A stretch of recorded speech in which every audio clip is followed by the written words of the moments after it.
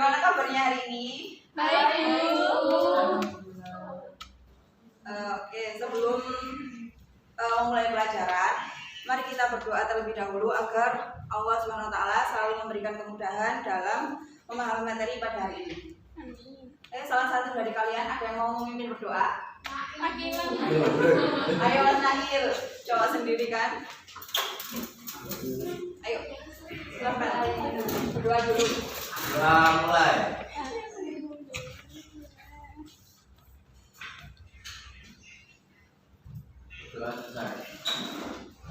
Sebelum guru mulai, absensi dulu ya. Iya, Bu. Iya, Bu. Nurul Afifah, Hadir, Bu. Muhammad David Al-Hawawi, Izin, Bu. Rahmawati Sofiana Putri, Hero Zulkaisi, Izin. Lili Rahmawati, ada ya, langsung ke ini aja. Akila Salsabila, Hadir, Bu. Asna Ilhamdi, Dia Aprilia, Erin Nanda, Hadir, Bu. Eva Muhidayanti, Iya, Bu. Hani Kasarawati, Hadir, Bu. Hervinda Sagita Putri, Hadir, Bu. Dita Rahmawati. Hadir, Bu. Sudah ya. Bu Guru dulu terlebih dahulu sebelum kita melanjutkan ke materi sebelumnya. Bu Guru akan mengulas kembali beberapa materi pelajaran yang Bu Guru ajarkan kemarin, yaitu tentang iman kepada rukun iman, tentang rukun iman. Maaf. Ada yang masih ingat rukun iman itu ada berapa? 6. Ayo disebutkan bareng-bareng ya. Iya, Bu. Iman ada 6. 1. Iman kepada Allah. 2. Iman kepada malaikat Allah. 3. Iman kepada kitab Allah. 4. Iman kepada Rasul Allah. 5. Iman kepada hari akhir. 6. Iman kepada qada dan qadar. Oke, alhamdulillah ya, berarti masih ingat materi yang kemarin. Selanjutnya ini hari ini kita mempelajari tentang rukun iman yang keberapa? 3. Bisa 7 dan 5 Yang ketiga yaitu iman kepada kitab-kitab Allah. Oke. Sebelumnya dulu terangkan terlebih dahulu ya kompetensi dasarnya apa aja. Yang pertama, meyakini adanya kitab-kitab Allah. Yang kedua, peduli kepada orang lain dengan saling menasehati sebagai cerminan iman kepada kitab Allah. Dan yang ketiga, menganalisis makna iman kepada kitab Allah. Yang terakhir, menyajikan keterkaitan antara beriman kepada kitab-kitab suci Allah. Dari kompetensi dasar tersebut, ini Bu Guru ambil intinya saja ya. Kita ambil 3. 1. Pengertian iman kepada kitab Allah. Yang kedua, pentingnya beriman kepada kitab-kitab Allah. Dan yang ketiga, manfaat mempelajari iman kepada kitab Allah dalam kehidupan. Ayo. Maaf. Ini adalah Quran Surat Al-Kahfi. Iya. Ayo dibaca. Dibaca terlebih dahulu. Iya, Bu. Masih semangat ya, masih pagi. Semangat, Bu. Ayo kita baca bersama-sama. A'udzu billahi minasyaitonir rajim. Bismillahirrahmanirrahim.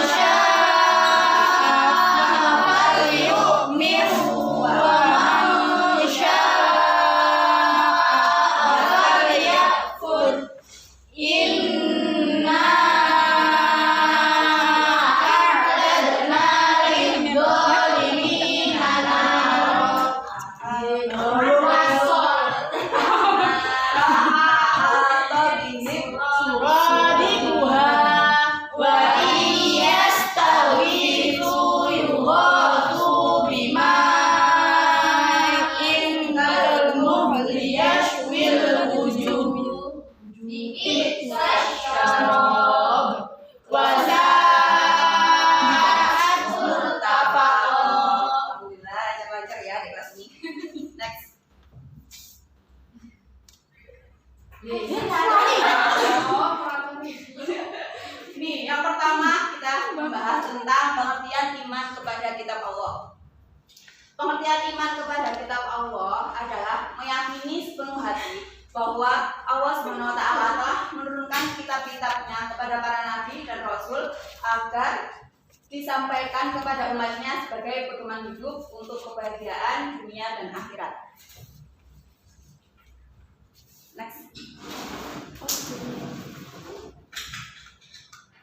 Nih, minimal ada 3 makna yang berkaitan dengan kewajiban mengimani kitab Allah, yaitu meyakini bahwa Allah telah menurunkan 4 kitab suci, yaitu Zabur, Taurat, Injil, dan Al-Quran. Yang kedua, Al-Quran menjadi kitab suci yang diturunkan terakhir sebagai ajaran sekaligus korektor dari kitab-kitab atau ajaran yang sebelumnya. Yang ketiga, Al-Quran menjadi kitab suci yang masih terpelihara utuh dan asli, tidak ada perubahan sedikitpun. Jadi Al-Quran ini masih originalitas. Next. Ajaran dan tuntutan kitab Allah itu sesuai dengan zamannya. Artinya, kandungan isi kitab-kitab tersebut hanya sesuai untuk zamannya masing-masing dan umat yang berbeda, kecuali Al-Quran yang berlaku sepanjang masa. Isi kitab Allah juga berbeda satu dengan yang lain. Perbedaannya bukan pada aspek akidah atau keimanan, tetapi terletak pada aspek syariah atau ibadah. Hakikatnya sumber kitab Allah itu satu, yakni berasal dari Allah SWT. Maka antara satu kitab dan kitab yang lainnya itu terdapat saling keterkaitan dan ketersinambungan.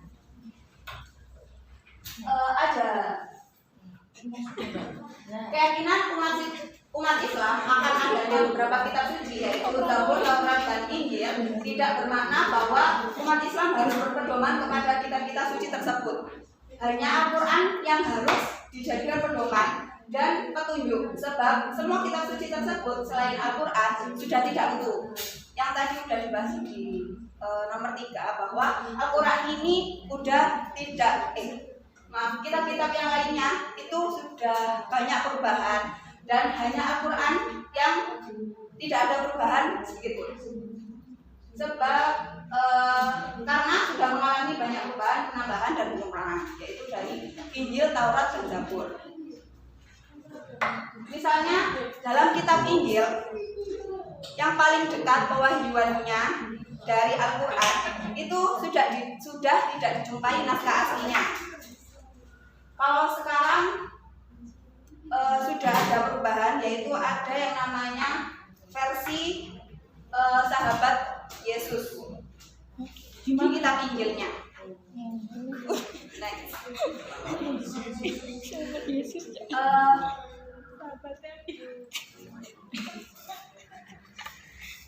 Ada yang tahu kitab-kitab yang perlu kita ketahui itu ada berapa sih?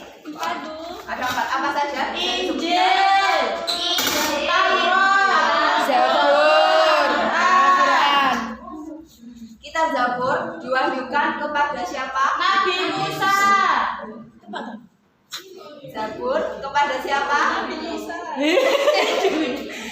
Kitab Zabur diwahyukan kepada Nabi Daud. Selanjutnya kitab Taurat diwahyukan kepada Nabi Musa. Nabi Musa. Yang ketiga, kitab Injil diwahyukan kepada Nabi Isa.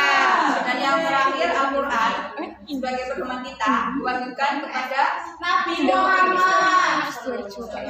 Yang kedua, pentingnya beriman kepada kitab-kitab Allah. Ada beberapa teladan para sahabat yang dapat dijadikan contoh, yaitu pertama, meyakini dan mengimani secara mendalam aspek akidah yang tertera dalam kitab Allah. Kedua, mematuhi segala perintah dan larangannya serta mempraktekkan dalam kehidupan sehari-hari, baik dalam lingkup pribadi maupun bermasyarakat. Ketiga, setiap waktu selalu melakukan muhasabah atau introspeksi diri. Misalnya, setiap kali membaca atau beberapa ayat Al-Quran, apakah kita itu sudah melaksanakan isi kandungan ayat tersebut atau mengabaikan tuntutan-tuntutan dan hak-hak yang terdapat di dalamnya. Jadi,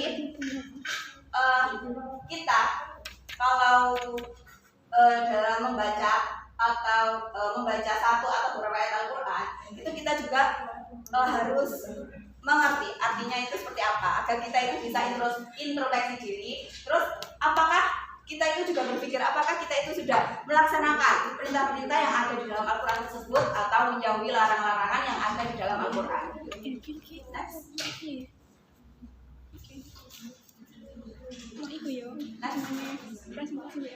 Gini, semua orang ingin sukses dan berhasil, tetapi tidak semua orang berhasil menggapainya. Karena apa? Karena mungkin itu tadi kita tidak mengamalkan apa yang sudah diajarkan oleh Allah Subhanahu wa Ta'ala dan tidak mengamalkan apa yang ada dalam isi Al-Quran.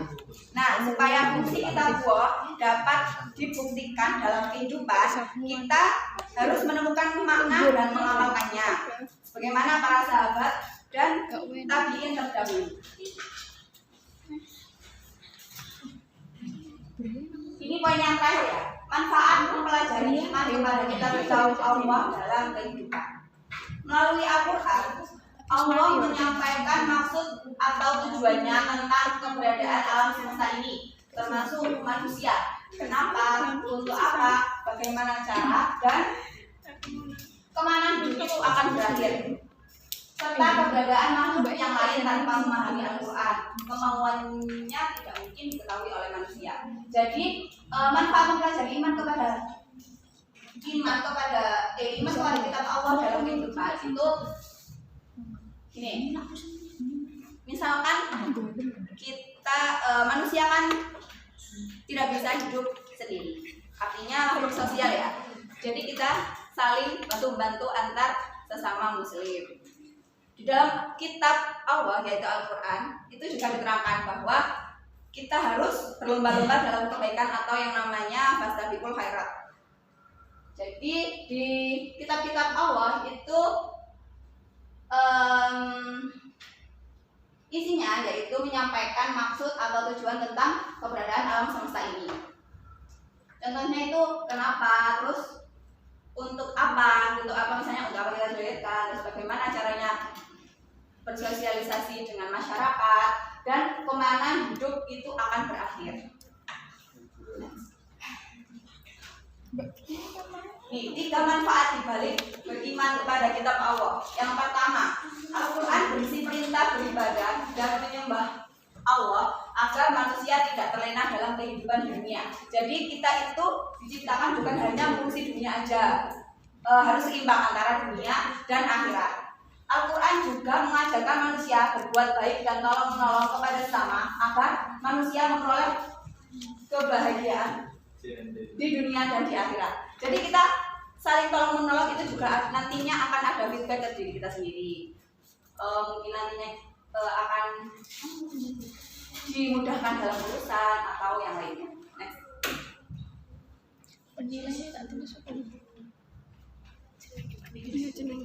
Yang kedua, manfaat dibalik beriman kepada kitab Allah yaitu saya kurang cici.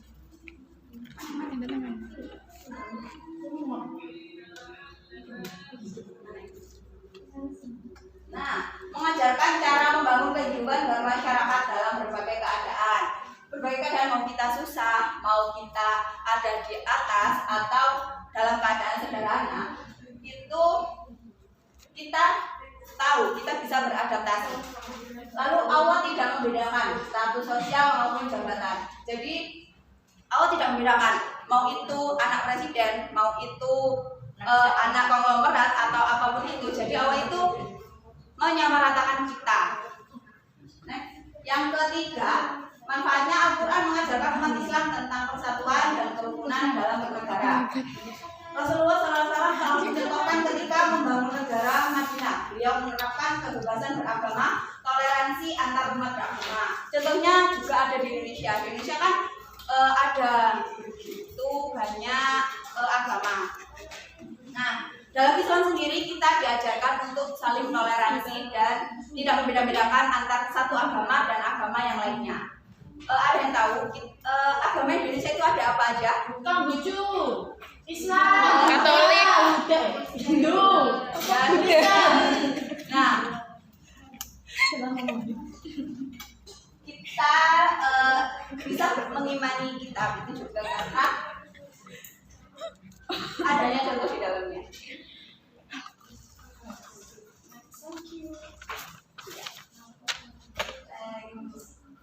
Oke, saya ulas kembali ya. Ada yang masih ingat iman kepada kitab Allah tadi itu artinya apa? Pengertian dari iman kepada kitab Allah.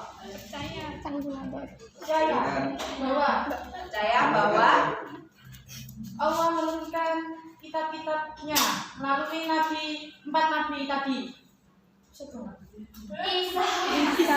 Musa, Daud, Muhammad. yaitu untuk sebagai pedoman kita ya, tapi untuk pedoman kita itu hanya Al-Quran saja, karena selain Al-Quran itu keoriginalitas dari kitab selain Al-Quran itu udah belum sempurna, tapi sudah banyak dirubah naskahnya. Jadi yang perlu kita imani cuma hanya satu, yaitu Al-Quran. Oke, karena udah selesai, Bu Guru akan ini apa adanya, saya diadakan game ya. Ya, Bu. Peraturannya gini. Nanti kalau Bu Guru bilang gajah, Samen bilangnya busa. Hah? Busa tapi gerakannya gini, busa. Terus nanti kalau saya bilang semut, nanti Samen bilangnya kucil. Nanti kalau konsentrasi ya, nanti kalau ada salah satu yang keliru atau ego, nanti saya kasih pertanyaan. Oke? Siap ya? Semut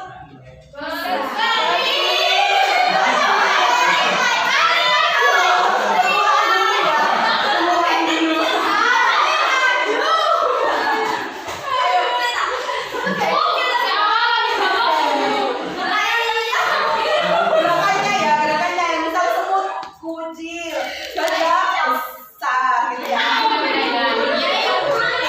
Ayo. Semut Kecil, gajah besar, gajah besar, kecil, besar, bingung ya. Semut kecil, gajah. Ayo dari tadi Mbak Erin ya emang yang salah udah 2 kali.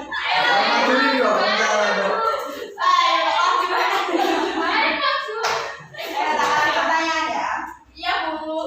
Kitab-kitabnya Allah tadi yang sudah disebutkan ada berapa? 4. Apa aja bisa disebutkan? Zabur, Taurat, Injil, Al-Quran. Nah, kitab yang wajib sebagai pedoman kita itu apa? Al-Quran. Oke, nah.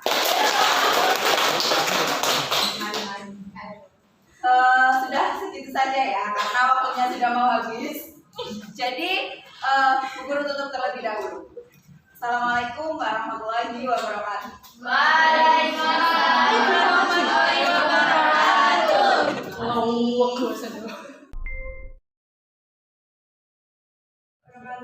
Waalaikumsalam warahmatullahi wabarakatuh. Selamat pagi anak-anak. Pagi, Bu. Bagaimana kabarnya? Alhamdulillah, luar biasa.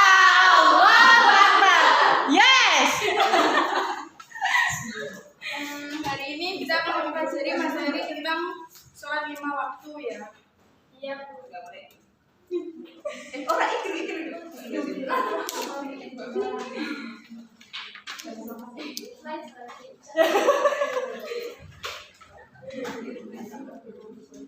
Artian sholat menurut istilah adalah suatu amal ibadah yang terdiri atas perkataan dan perbuatan yang dimulai dengan takbir dan diakhiri dengan salam. Dengan syarat dan rukun tertentu, sholat 5 waktu hukumnya fardu ain bagi setiap muslim laki-laki dan perempuan. Jadi sholat 5 waktu hukumnya wajib bagi semua umat Islam. Siapa di sini yang sholatnya masih bolong-bolong? Saya. Bolong. Saya, Bu. Bu. Sholat Senin Kamis. Sholat 5 waktu itu apa aja? Duhur, asar, Isya, subuh. Sholat duhur berapa rakaat? 4. Sholat asar berapa rakaat? 4. Sholat maghrib berapa rakaat? 3. Sholat isya berapa rakaat? 4. Sholat subuh berapa rakaat? 2.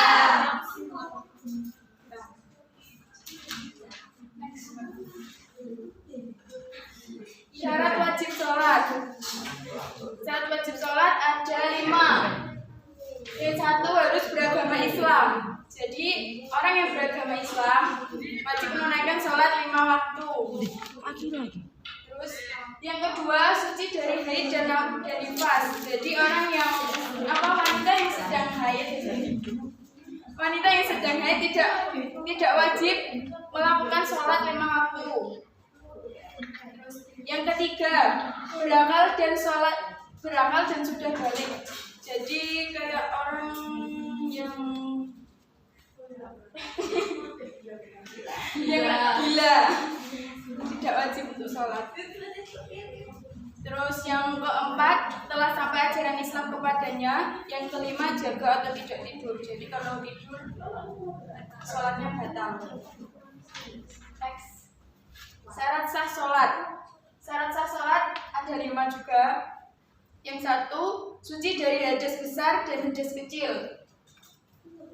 Yang kedua, suci badan, pakaian, dan tempat yang digunakan. Jadi kalau tempatnya kotor, nggak boleh digunakan untuk sholat. Nanti sholatnya nggak sah.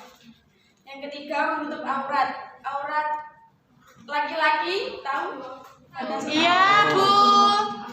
Antara apa sama apa? Usah sampai lutut. Kalau perempuan, Seluruh badan kecuali telapak tangan sama muka.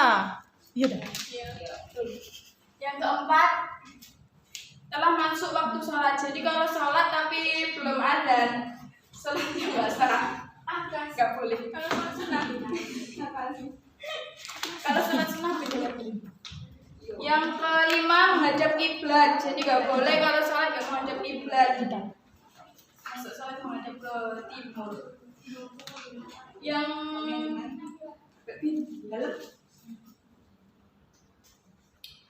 terus yang terakhir ada rukun sholat.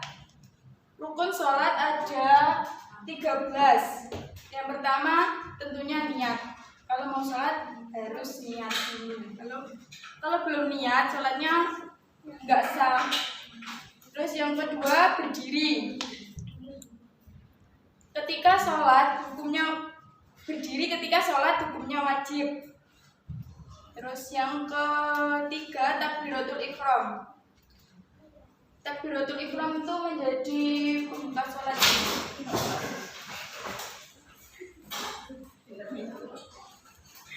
Yang keempat membaca surat Al-Fatihah. Dalam sholat, baik sholat fardu maupun sunnah, membaca surat Al-Fatihah diwajibkan pada setiap rakaatnya. Terus yang keempat, rukuk dengan tumakninah. Rukuk dilakukan dengan cara membungkukkan badan dengan meletakkan tangan ke lutut sehingga punggung sejajar dengan kepala dan pandangan diarahkan ke tempat sujud. Terus yang keenam, iktidal dengan tumakninah. Iktidal adalah bangkit dari rukuk dan berdiri tegak lurus dengan tenang. Yang ketujuh, sujud 2 kali dengan tumakninah. Sujud adalah membungkukkan badan dan meletakkan beberapa anggota badan ke lantai seperti dahi, telapak tangan, lutut, dan ujung-ujung jari kaki. Dilakukan sebanyak 2 kali setiap rakaat.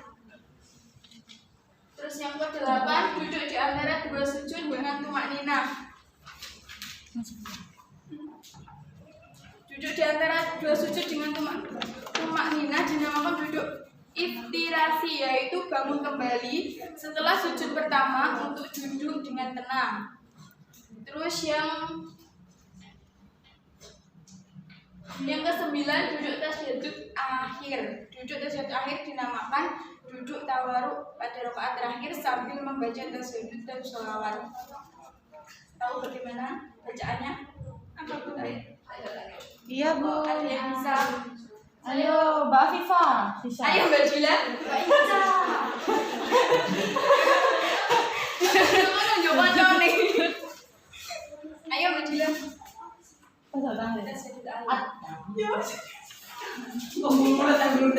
Ayo. At-tahiyatul mubarakatus shalawatut thayyibatulillah. Assalamualaikum ayyuhan nabi.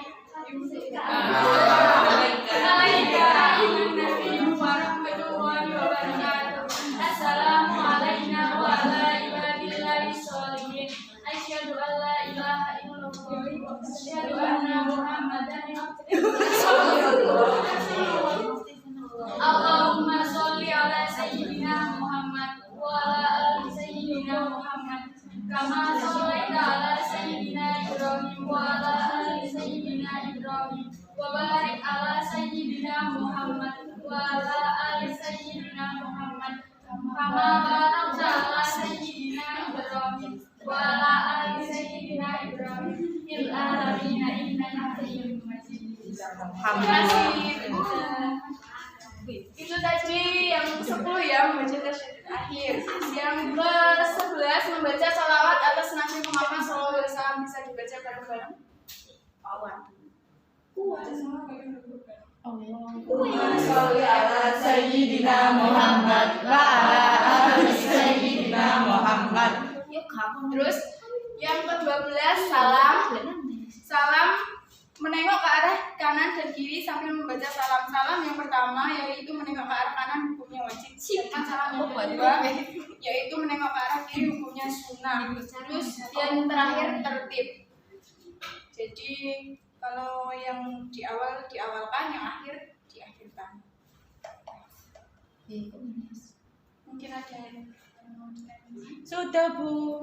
sudah jelas. Iya, Bu. Ayo kita sekarang main game. Ayo jadi gamenya itu nanti apa yang ibu guru katakan kalian lakukan. Ya. Siap, Bu. Iya maksudnya itu. Contohnya Bu, apa ibu guru menyuruh kalian untuk memegang pundak teman kalian yang ada di sebelah kiri. Jadi kalian pegang. Karena nggak caranya. Bukan yang ada di kanan dan kanan kiri bukan, tapi yang kiri dia. Mulai. Mulai Bu.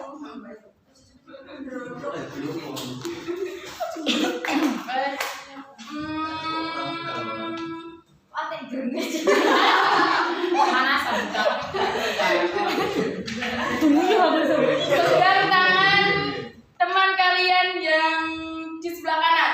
Lu kan jomblo, ya Allah. Jomblo bisa lari.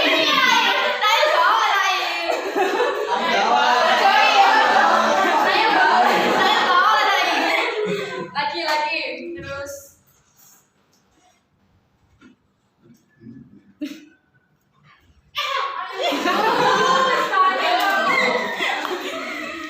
Pegang telinga teman kalian yang sebelah kiri.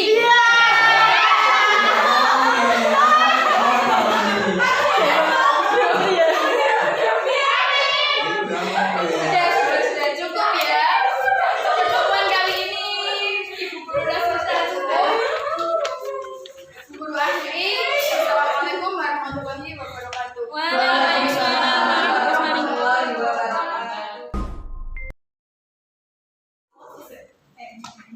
Assalamualaikum warahmatullahi wabarakatuh. Waalaikumsalam warahmatullahi wabarakatuh. Selamat pagi, anak-anak. Pagi Bu. Gimana kabarnya pada hari ini? Luar biasa. Allahu Akbar. Untuk ketua kelas silakan dipimpin untuk berdoa ya. Siapa kelasnya? Dipimpin ya. Berdoa mulai.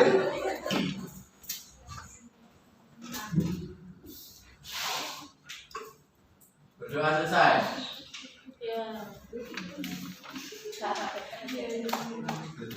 Sebelum kita mulai pembelajaran pada hari ini, Ibu Guru akan mengabsen dulu ya. Iya. Siapa yang nggak masuk hari ini? Banyak Bu. Banyak. Siapa saja?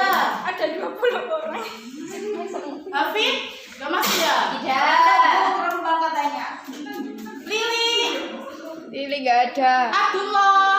ada. Misbah, Nggak ada. Kak Fabi, Nggak ada. Bolos semua, Bu. Asmail, Arif, Adin. Fadila, Hadir, Bu. Ica, Adira. Diana, Hadir. Dia, Hadir, Bu. Gita, Hadir, Bu. Gita. Hadir, Bu. Bu, saya belum di akses.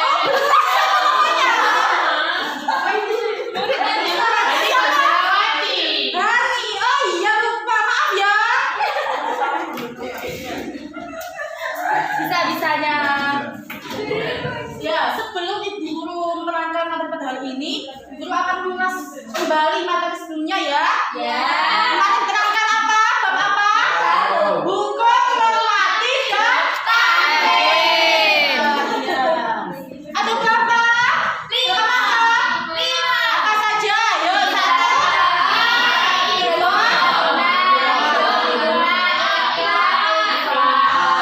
Hurufnya Iqra ada berapa? 1. Apa Ifa? 15. Itu gak diguna. 2. Jadi bahas apa saja?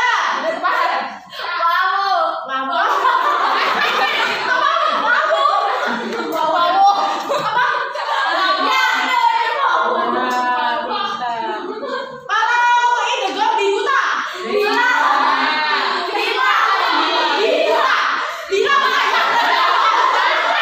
Bila guna apa? Ayo. Ya pintar. Ya ya. Sudah bisa semua ya? Ya udah. Sekarang Ibu lanjutkan apa? Bahas hukum kol-kolah. Ya, dilanjutkan materi sekarang yaitu hukum apa?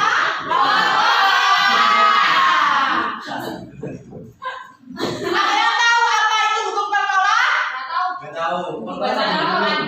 Apa? Ya. Sama apa?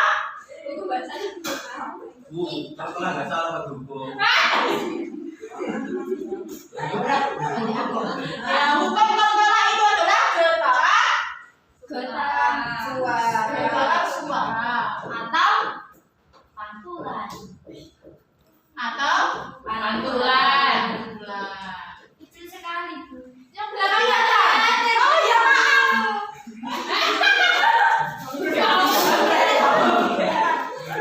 Apa? Getaran suara atau pantulan.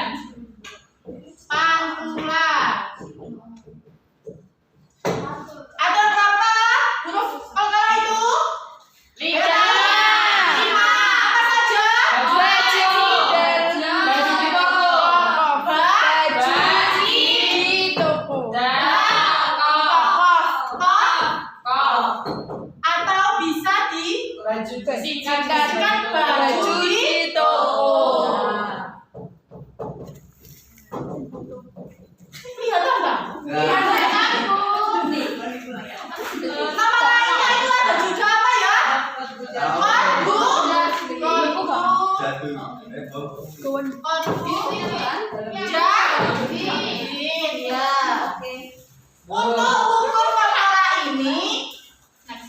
Untuk hukum kol-kolah ini dibagi menjadi dua. Yang pertama apa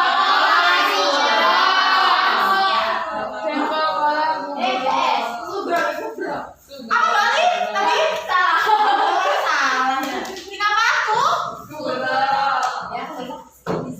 Kol-kolah surah itu biasanya ada di tengah-tengah lafaz atau tengah-tengah ayat. Ya, betul.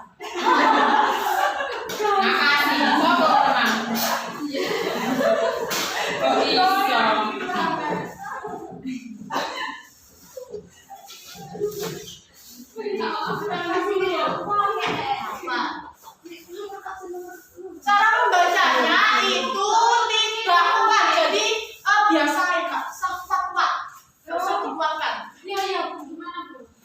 Contohnya,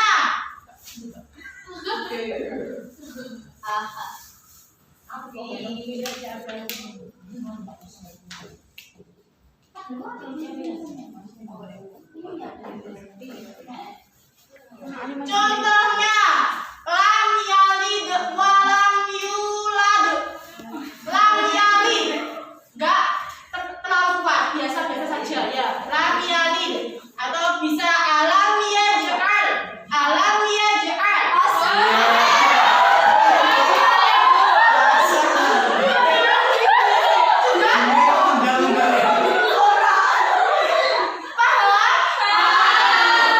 Selanjutnya qalqalah kubra. Biasanya qalqalah kubra ini berada di akhir kalimat. Namanya Bu. Bentar.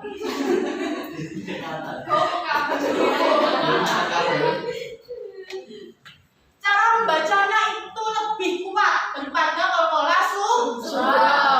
Kuat. Contohnya, qul huwallahu ahad. Ayo sama-sama dibaca. Qul huwallahu ahad. Ya, pintar. Selanjutnya, ayo dibaca bersama-sama. Bisa? Bisa. Atau saya tuju satu-satu? Saya bacakan dulu ya. Nanti diikuti. A'udzu billahi minasyaitonir rajim. Bismillahirrahmanirrahim. La uqsimu bihadzal balad. Ayo.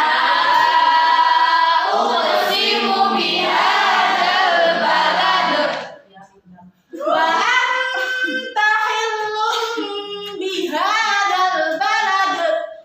anta hillum bihadzal balad. Bentar. Ada memati ketemu tak tadi kok dengung tapi nggak masuk ke huruf setelahnya. Itu nggak boleh, seharusnya harus masuk ke huruf setelahnya. Jadi bacanya wa antum, kata dengung mati ketemu tak, jadi langsung masuk ke huruf taknya. Ya, tadi kan saya dengar itu wa ang. Nggak boleh.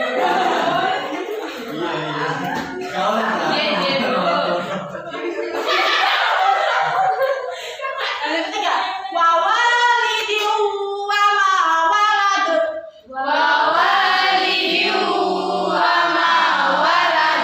Laqad khalaqnal insana fi kabad.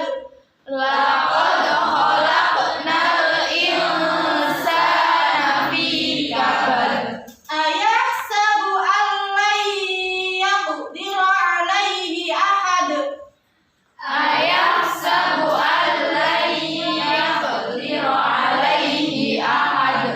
Dan bisa semua? Sudah, Bu. Ayo tak tunjuk satu buat maju. Ayo Mbak Fifa maju. Ayo sini maju ayo. Maju ayo. Jangan sampai. Ayo tolong dicari huruf apa? Bacaan hukum qalqalah kubra. Silakan. Yang mana? La uqsimu bihadzal balad, Bu. Balad. Yang balad. Ya. Yang kedua. Yang kedua, balad juga, Bu. Ya. Yang ketiga, balad walad. Balad. Ya ya ya. Balad. Yang keempat, khalaqna. Hah? Kubra Mbak. Afifah.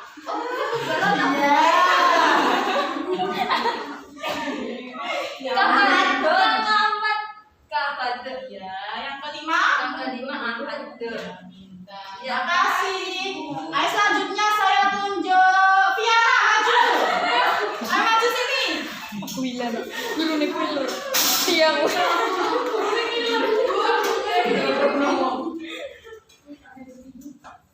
Silakan dicari hukum qalqalah yang sudah ya. Iya. Saya mencari yang mana? Balad itu kan qalqalah setelah itu qalqalah surah itu di tengah-tengah kalimat. Yang mana? Iya.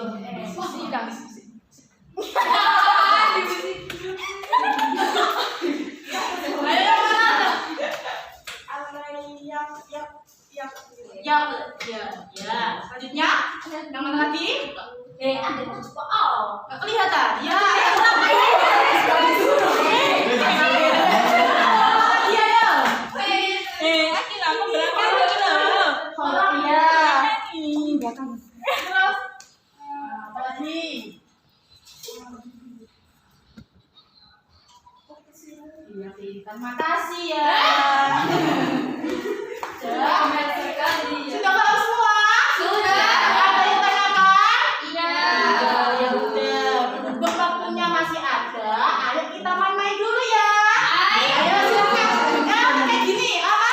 Tekniknya, permainannya itu kelipatan of the boom. Jadi ketika ada anak yang mendapatkan angka 5, 10, 15, intinya kelipatan dari 5 itu ya bicara boom gitu ya. Ayo, dimulai dari Mbak Dita, silakan. 1. 3, 4, 6, 7, 8, 9. 11, 12. 13.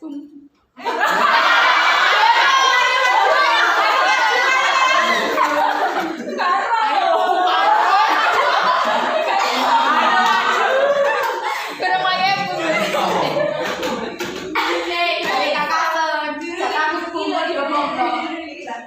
Ya, ayo dibaca dulu. Yang mana, Bu?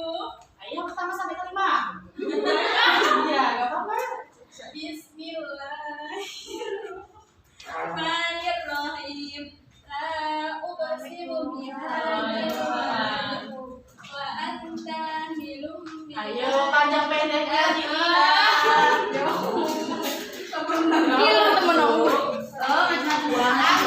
Tahilum bihadal balad.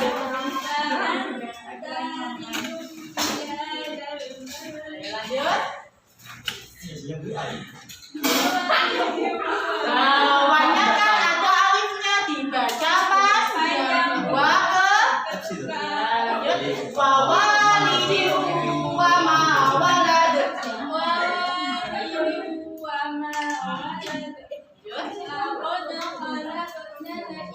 Loh, itu nalun. Gak boleh itu tawalut ya, gak boleh. Tawalut itu memantulkan kayak menambahi huruf lagi.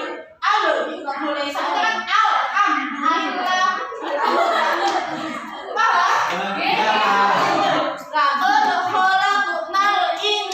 Jelas.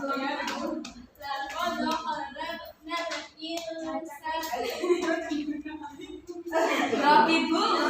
Mau ditengguin lah. Ayah masuk lagi yuk, ayah.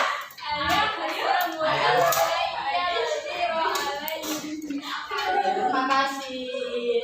Sudah ya, waktunya sudah habis. Semua tahu. Sudah habis. Jangan lupa belajar di rumah ya. Untuk pembelajaran kali ini. Wassalamualaikum warahmatullahi wabarakatuh. Waalaikumsalam warahmatullahi wabarakatuh. Siang, Bu. Apakah ini masih semua? Sudah. Ada yang apa langsung, Bu? Ya udah, diabsen dulu ya. Mbak Binti nilai. Aku tinggal gak video. Lagi, Pak. Ada. Ini Mbak Binti. Rahmawati. Aku dinilai awal. Hati Bu. Hasna Ilhami. Terus? Iya, Ria. Erin ada. Fadila. Adi. Erwina. Jadi sudah semuanya. Ada ya? Iya Bu. Ayo langsung saja. Sekarang mata pelajarannya yaitu sejarah kebudayaan Islam. Beneran kabar nah. Yang temanya adalah hijrah Nabi Muhammad SAW ke Madinah. Nah, materi yang kemarin menjelaskan masih ingat nggak anak-anak? Materi apa? Sebelum hijrah Nabi ke Madinah. Ke Mekah, Bu. Ya. Pada saat ke Mekah, sebelum datangnya Islam, itu masyarakat Mekah dikenal dengan penduduk yang bagaimana? Sebelum datangnya Islam. Jahiliyah. Ya, jahiliyah itu apa? Bodoh. Ya, pada tahun berapa Nabi diangkat menjadi Rasul? Ayo, Rasul. Ya. Lupa, Bu. Ya, usia Nabi diangkat menjadi Rasul 40 tahun. ya. Sekarang ayo kita lanjutkan kembali ya ke pelajaran sekarang.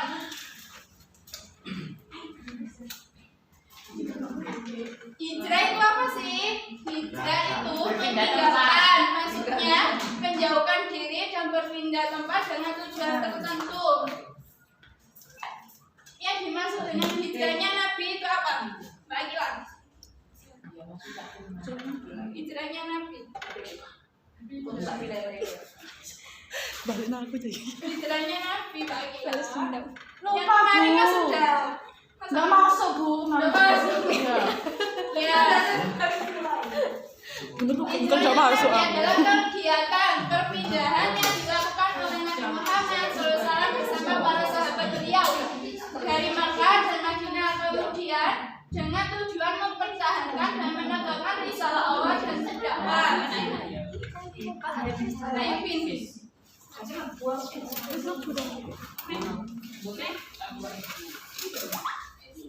Untuk proses hijrah Nabi Muhammad ke Madinah itu melalui 4 proses, 4 tahapan. Yang pertama adalah Ali menggantikan Nabi Muhammad di tempat tidurnya. Pada saat itu di Mekah, Nabi telah dimusuhi kafir Quraisy hingga rumahnya Nabi itu dikepung oleh orang-orang kafir Quraisy. Pada saat malam, Ali bin Abi Thalib itu menggantikan posisi Nabi di tempat tidurnya. Hingga masyarakat Quraisy, orang yang pada saat itu tidak tahu bahwa yang tidur itu Ali.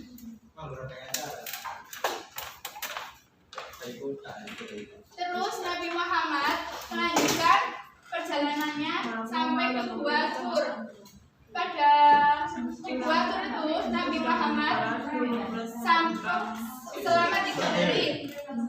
Kemudian Nabi melakukan perjalanan lagi sampai ke Kuba hingga Nabi Muhammad itu membangun masjid pertama kali di Kuba. Setelah membangun masjid dan berdakwah di sana, Nabi melanjutkan perjalanan lagi ke Madinah.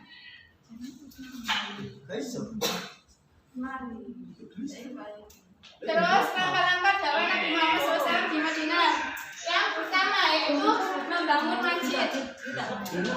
Nabi Muhammad membangun masjid untuk berdakwahnya. Terus mempersaudarakan kaum muslimin dan ansor supaya tidak ada pertikaian lagi. Terus yang ketiga adalah perjanjian dengan masyarakat Islam, dengan masyarakat Yahudi di Madinah yang dikenal dengan Piagam Madinah. Piagam Madinah itu apa? Merupakan piagam perjanjian damai yang mampu menyatukan berbagai perbedaan suku, golongan dan agama untuk hidup bermasyarakat dan saling satu sama lain. Untuk respon masyarakat Madinah terhadap dakwah Nabi Muhammad, ada yang menerima dan ada yang tidak menerima. Tapi kebanyakan pada saat di Madinah itu ada yang menerima.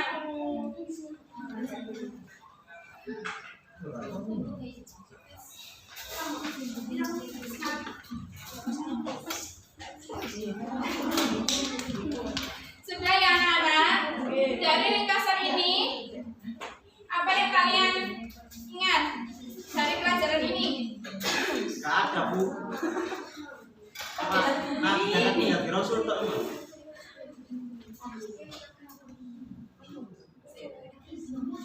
Kak Hafi, tolong didengarkan ya. Langkah Nabi Muhammad di Madinah itu ada berapa langkah-langkahnya? Yang tadi lo yang dijelaskan, kamu kan dijelaskan.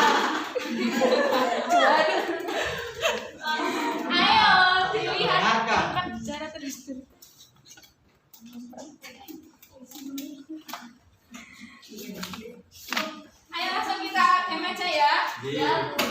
Untuk gamenya seperti ini ya contohnya. Apabila Bu Guru itu berkata kamu duduk, maka kamu duduk. Kalau Bu Guru tidak berkata, maka kamu jangan duduk ya. Iya. Gimana Bu? Ayo kita coba gimana Bu? Kita contohkan dulu.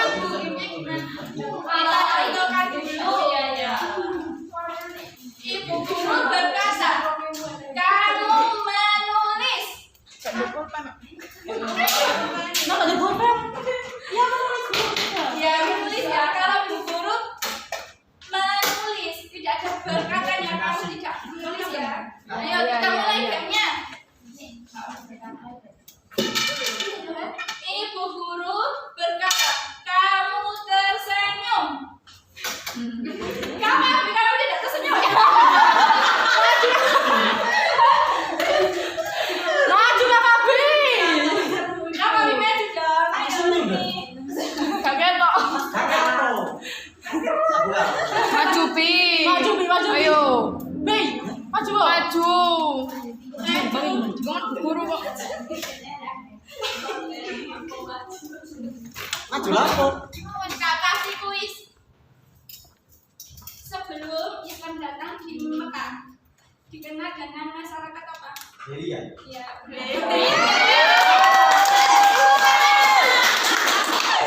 Itu ngawur tapi depan. ayo kita kuis lagi ya. Ibu Guru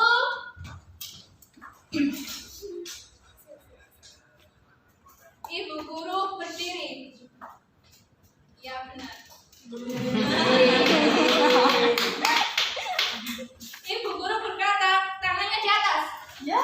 Tangannya Bunyi. Sudah kembali.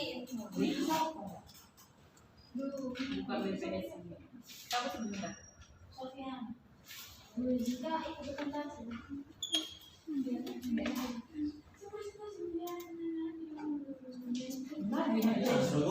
Sudah ya anak-anak, sekian pelajaran dari ini. Kita akhiri dulu. Assalamualaikum warahmatullahi wabarakatuh. Waalaikumsalam warahmatullahi wabarakatuh. Tell me pretty lies, look me in the face. Tell me that you love me.